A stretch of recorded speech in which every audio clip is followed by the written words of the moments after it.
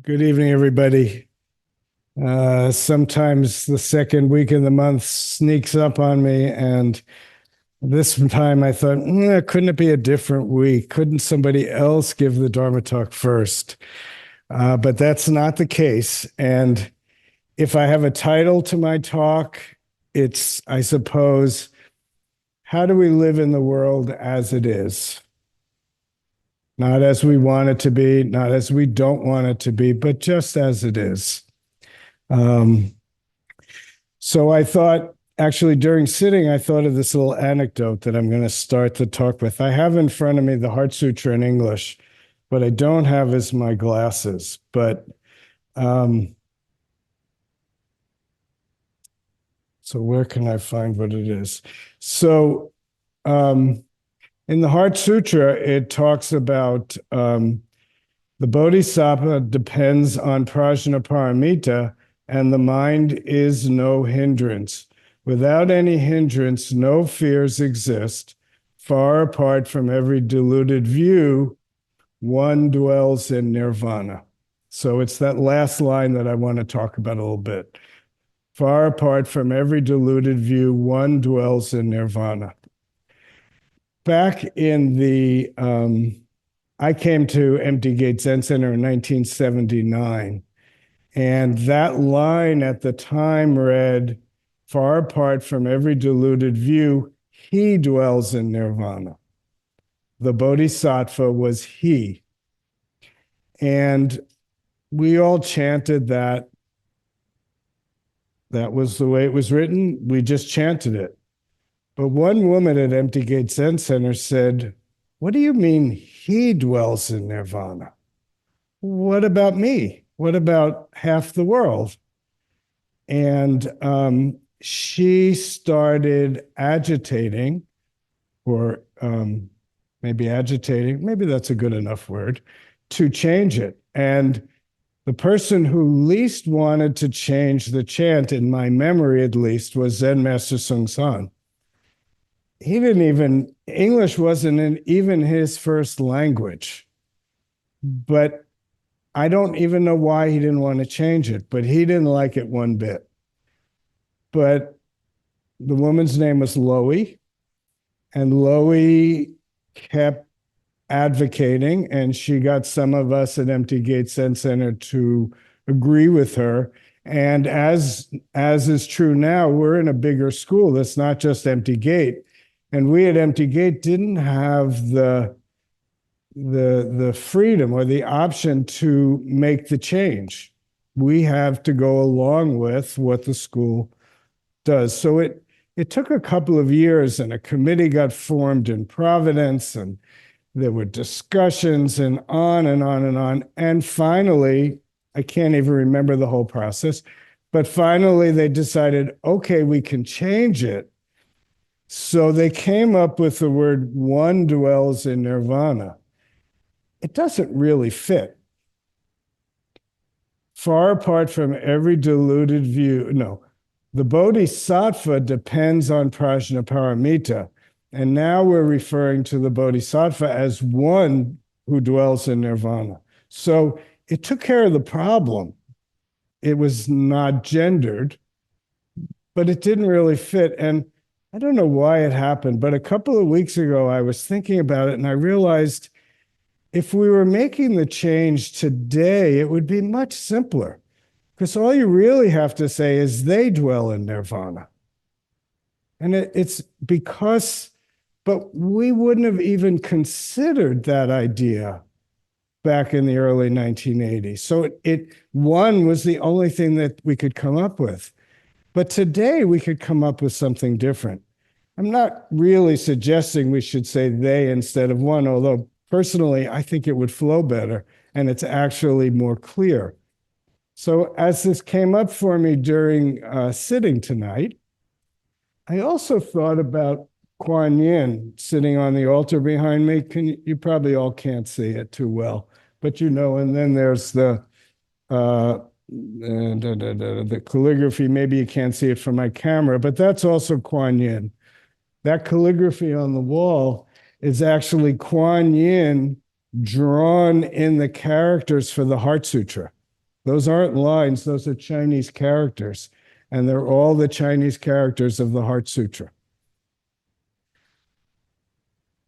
So I was thinking back in the 700s, 600s, 500s, 400s, and maybe even in before the Common Era, Kuan Yin was male.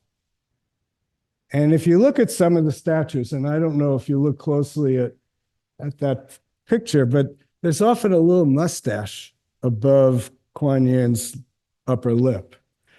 But I think all of us generally think of Kuan Yin as a female. And first of all, does Kuan Yin even exist? I mean, we could question whether you and I exist. But Kuan Yin is a deity made by thinking. To call it male, to call it female, is just making something. So what's my point here? My point, I guess, to start off is that we don't even know what the world is as it is. We are so stuck in our own perception of the world that we don't really know what the world is. I see, Eileen, you just came back. I'm going to reference a conversation you and I had a few weeks ago. I came back from Hong Kong, and I made what I would say, looking back, talking to Eileen, I made kind of a stupid comment about Hong Kong. And looking back, I was making something. And as Eileen and I began to talk, I'm not going to get into the details of what we talked about. And this, Eileen, you don't know. This is something I wanted to tell you, so I'm really glad you're here to hear this.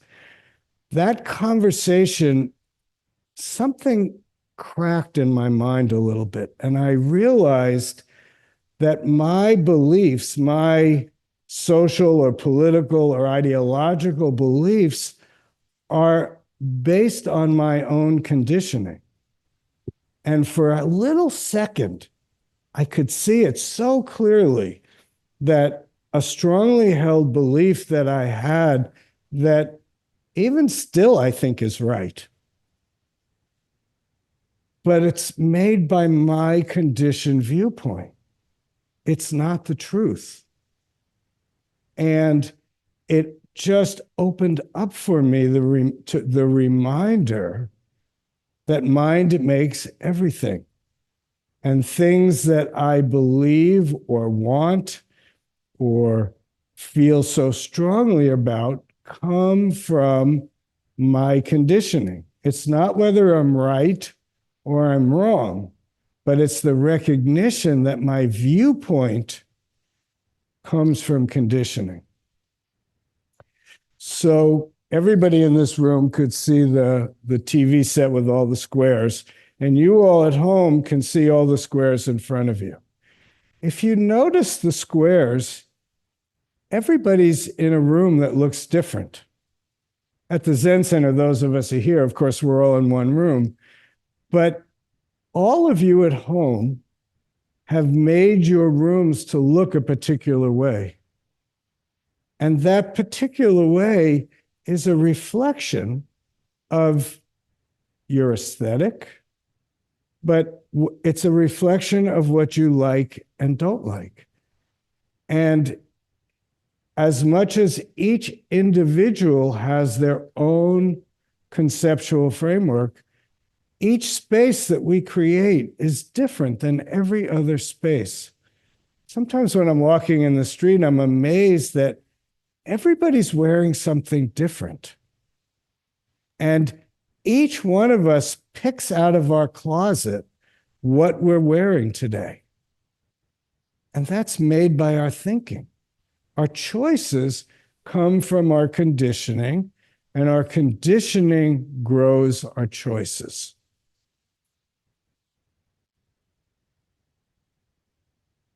One more reference point for the talk.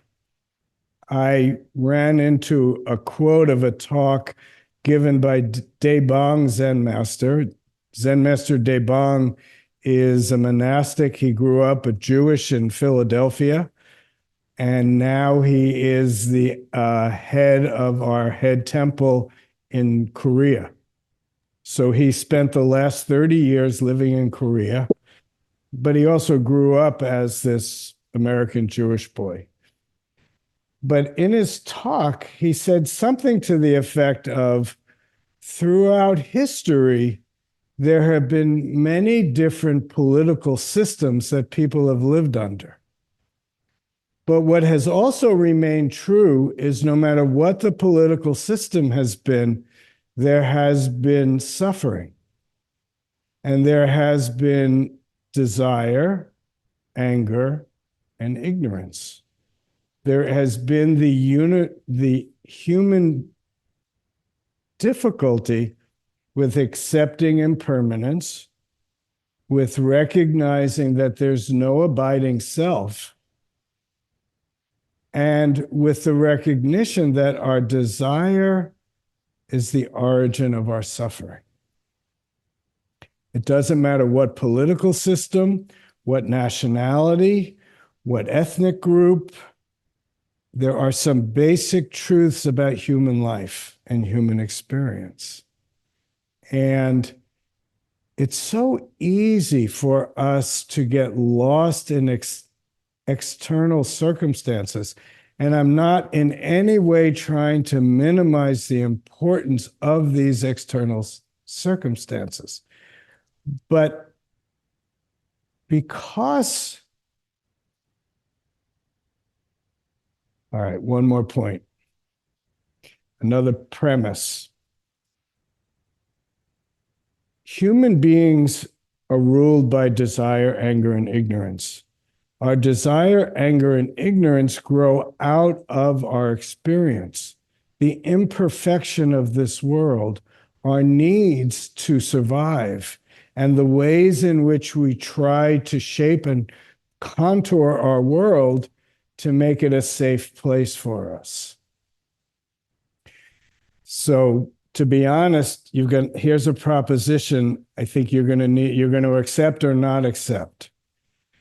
But in many ways, human suffering grows out of an alienation from ourselves. From a psychological point of view, very early on, we start to make compromises with our own nature because we have to shape and create ourselves to be the person who will get our needs met. So whether it's in our families or in our neighborhoods or with our friends, as we're getting a little bit older, we start to shape ourselves to fit into the societies that we find ourselves in. And in that shaping, we lose more and more contact with our true self. And that gap, which I call alienation from the self, creates the false self that we then defend with our lives as who we are. Does that make sense? It's a little theoretical, but it kind of makes sense to Karen. So how do we bridge the gap back? There's a wonderful poem by Zen Master Bon Soeng. Many of you have heard me say it before. Let's see if I can get it right. Your true self is always shining and free. Human beings make something and enter the ocean of suffering. Only without thinking can we end suffering. But that's not the line. Only without thinking can we return to our true self. That's the line. The high mountain is always blue, white clouds coming, going. The important thing about this poem to me is it starts off with our true self is always shining and free. Then it says human beings make something and enter the ocean of suffering. So our primary point, if you will, before thinking is our true self. Zen is about bridging that gap and returning to our true self. So where he says only without thinking can you return to your true self, according to the poem, you could also say, if you don't make anything, you're already free. Because the poem says human beings make something and enter the ocean of suffering. It's that making something that traps us. How do we get out of the ocean of suffering? Zen offers us this practice, the inside practice of going inward, slowing our breath and our energy down, coming down to our lower abdomen, and perceiving true nature. That's what we're doing. We're finding, returning to our true nature, which is never gone anywhere. It's just we lose sight of it. I think what I'm really trying to get to, maybe not doing a very good job if I can judge myself, but what I'm trying to get to is that we have to practice in order to have return to our true self and to find the world we're looking for. I've said it a few times, and I know I said it last week. World peace is not something we get from outside. That world that we look for comes from the world that we create in our own lives. So sometimes I call practice at the Zen Center going to the gym. We're actually like lifting the heavy weights of slowing ourselves down and steeping ourselves in true self. But most of our life is spent outside in the outside world. And for that, we have the practice of living the bodhisattva way. Each moment, each experience in our lives is the moment of practice, is the moment of awakening, is the moment where true self is revealed, is the moment where we can break through the alienation and inner and outer can become one. But we have to do it. We can't wish for it. We can wish for it, but it won't happen that way. We can't expect anybody else to do it for us.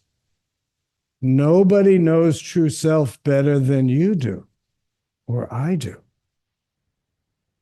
I have to find it. How do we find it? We have these very simple tools. We hit. Come back to before thinking. Take the weight off the scale and return to zero. And we ask the great question, what is it? Right now, not my idea, what is it?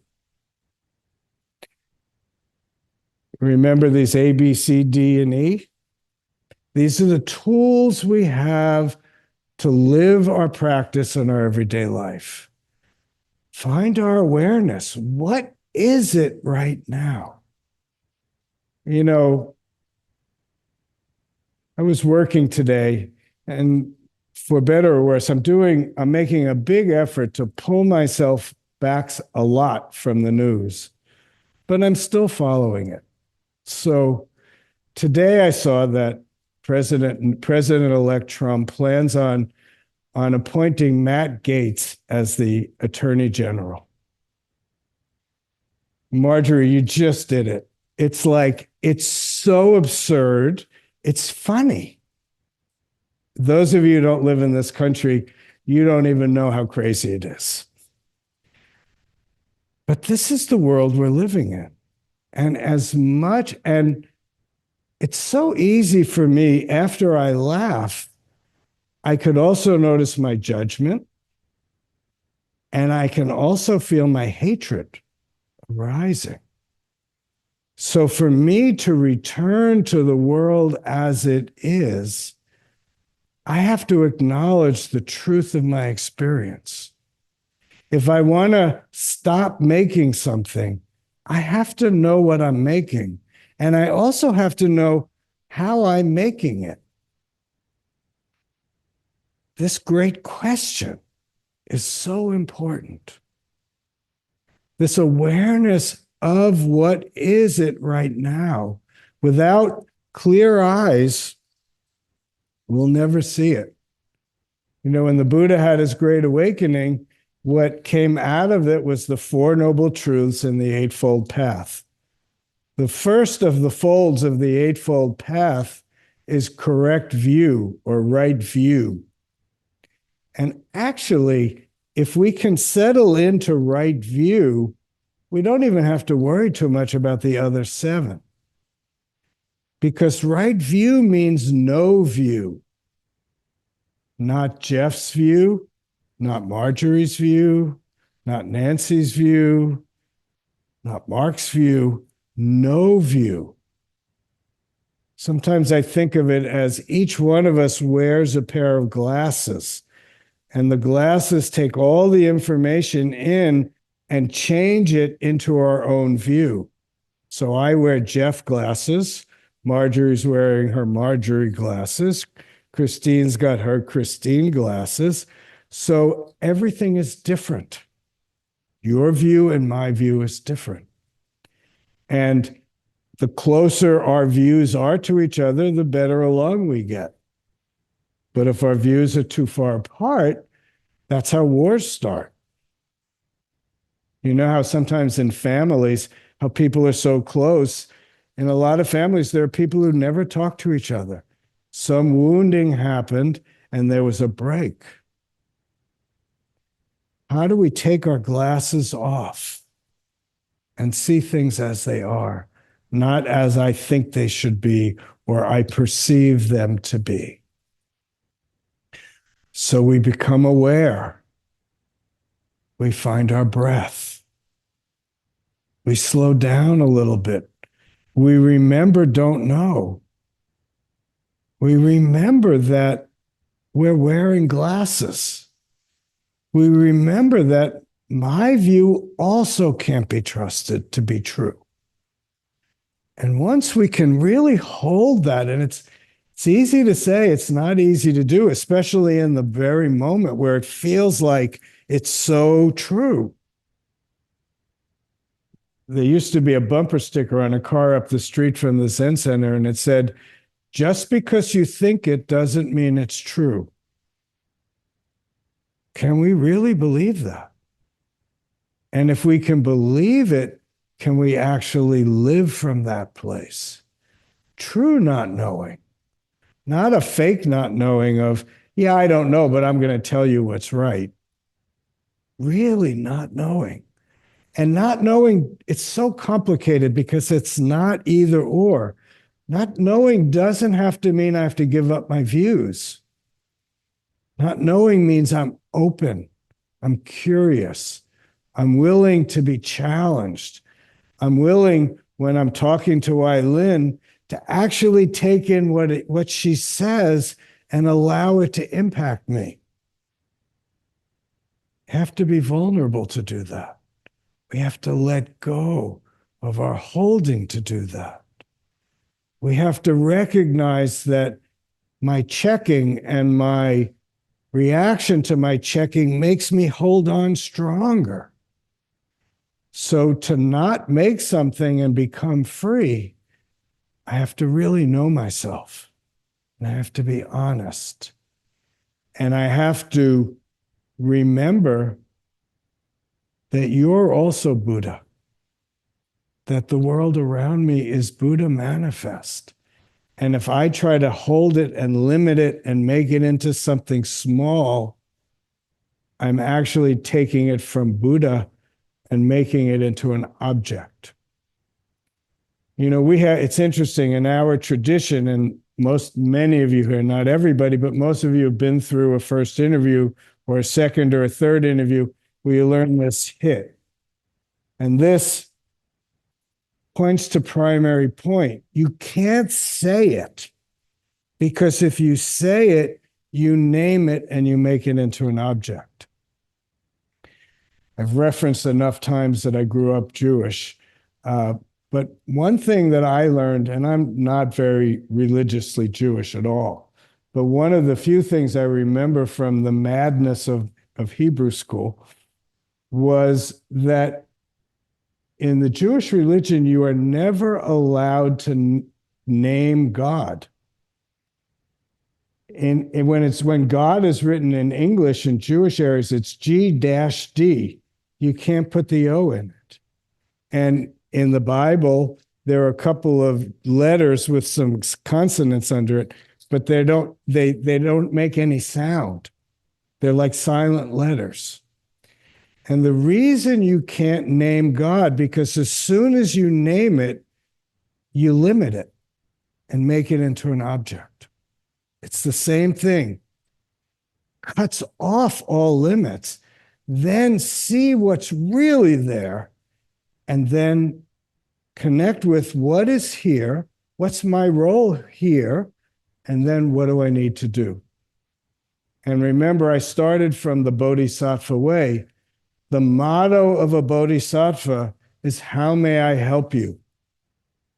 How do I live in this life, in this world, not in a fantasy, but in a world where my orientation is to see clearly and be helpful?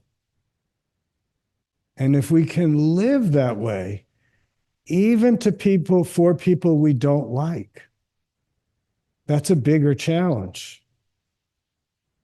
But if we can live that way, then we can find our way. Then we can free ourselves from our prison of our conceptual framework, and we can return to our true nature, which is always shining and free. You think you're hearing Jeff's voice or Zen Master Bon Soeng's voice, but you're not. You're hearing the Buddha's voice. And when that screeching tire that's irritating is out your window, you think you're hearing a screeching tire, but you're hearing the Buddha's voice. It's easy to say the sounds of the sutras are the falling rain and the rustling leaves in the trees. But the sound of the sutras is also in the gunshot.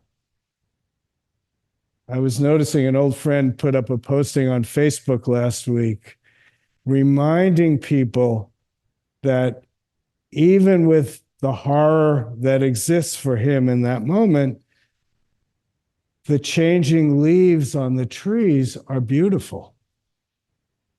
And that's true. They're also beautiful when things are happening we don't like. That's not enough. How do we meet the moment? Last week, Ben asked about what happens when you're infuriated about something. What about you're a person who's targeted by somebody else? How do you actually both actively connect with the world and do what you need to do? From my beginning story, B. Lowy, who pushed against the tide and got us to make this change in the Heart Sutra. How do you do that in a way where you don't get stuck in your own righteousness, where you don't actually believe that you're right all the time, and where even the people that you're having to confront confront, they're also Buddha. They are also true nature revealing itself. That's a Zen practice. That's a Zen life. It's near impossible. That's why we have these great vows, which we can't really do. So I'll finish with Zen Master Seung San's tagline, Try for 10,000 years nonstop. Now I'm going to add a little piece. Mistake after mistake after mistake. Only go straight, don't know. Try. Help save this world from suffering. That's the bodhisattva's job. That's the Zen student's job. That's the human being's job. And if we can tackle that alienation from our true nature, we start to bring ourselves closer, and it makes us more effective. It makes us more alive. It makes us more real. And it allows for the things we don't like to also be present in this world.